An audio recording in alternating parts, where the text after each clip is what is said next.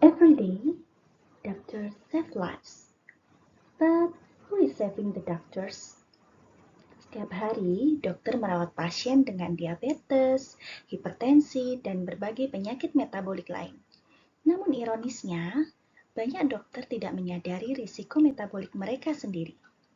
Penelitian menunjukkan prevalensi sindrom metabolik pada populasi umum di dunia adalah 12,5 sampai 31,4%. Di Indonesia adalah 21,7%. Data prevalensi pada populasi dokter masih terbatas. Di Indonesia sendiri belum ada. Namun, sebuah studi di India melaporkan angkanya mencapai hampir 38%. Ini menunjukkan bahwa profesi dokter sendiri sebenarnya adalah kelompok beresiko. Dan ini masuk akal, mengingat pola kerja dan gaya hidup dokter yang mungkin kurang ideal. Jam kerja panjang, beban dan stres kerja tinggi, juga adanya shift malam. Masalahnya adalah kita biasanya mendeteksi risiko metabolik ketika penyakit sudah terjadi. Padahal, sebelum penyakit metabolik muncul, tubuh sebenarnya sudah memberikan sinyal, salah satunya melalui fungsi sel beta pankreas. Dalam penelitian ini, saya menilai fungsi sel beta menggunakan parameter HOMA-B yang menggambarkan kemampuan pankreas memproduksi insulin. Pada penelitian ini terhadap dokter usia 30-50 tahun, saya menemukan bahwa 30,4% dokter sudah mengalami sindrom metabolik. Artinya, hampir 1 dari 3 dokter mengalami sindrom metabolik.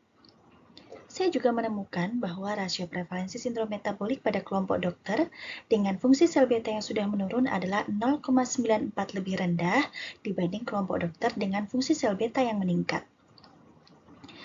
Meskipun belum signifikan secara statistik, tren ini menunjukkan pentingnya melihat fungsi pankreas sejak dini.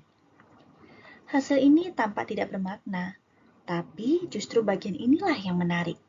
Data menunjukkan bahwa mayoritas dokter masih berada pada fase kompensasi pankreas. Ini berarti tubuh mereka masih berusaha mempertahankan keseimbangan metabolik. Dan ini adalah window of opportunity, kesempatan untuk intervensi sebelum terjadi kerusakan lebih lanjut. Dan ini menunjukkan bahwa dalam menerangkan fungsi sel beta, HOMA-B tidak bisa berdiri sendiri.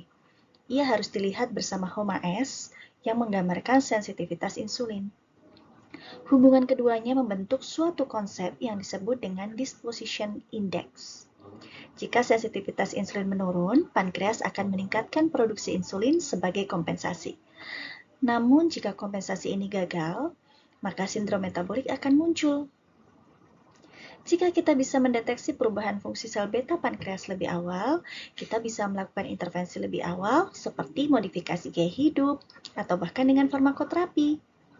Karena pada akhirnya, dokter yang sehat akan merawat pasien dengan lebih baik. So, maybe the real question is not only how doctors save patients, but also how we protect the doctors. Thank you.